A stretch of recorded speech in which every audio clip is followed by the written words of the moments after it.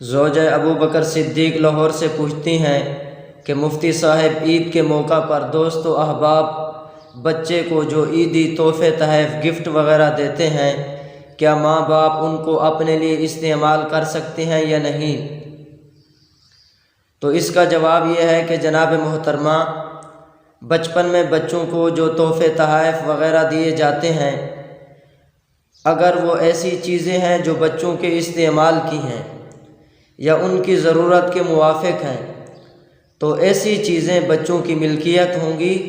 والدین کے لیے ان چیزوں کو اپنے لیے استعمال کرنا جائز نہیں ہوگا،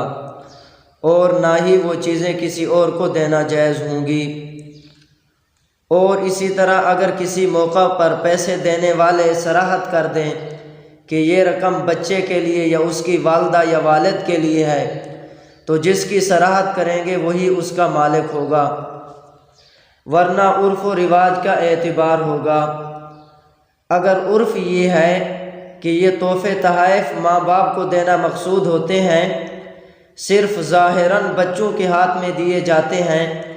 جیسا کہ عام طور پر عقیقہ وغیرہ کی تقریب میں ہوتا ہے،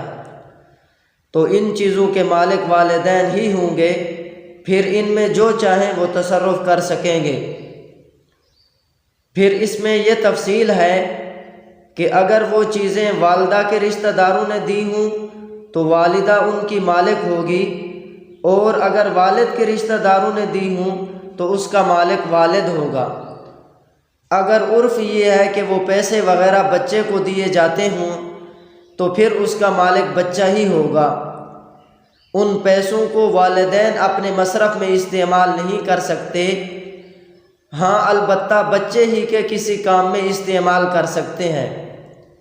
اس لیے کہ یہ مال بچے کی ملکیت ہے اور والدین اس بچے کے ولی ہیں۔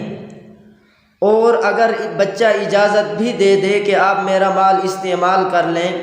تو بھی اس کی اجازت معتبر نہیں ہوگی۔ واللہ تعالی اعلم بالصواب۔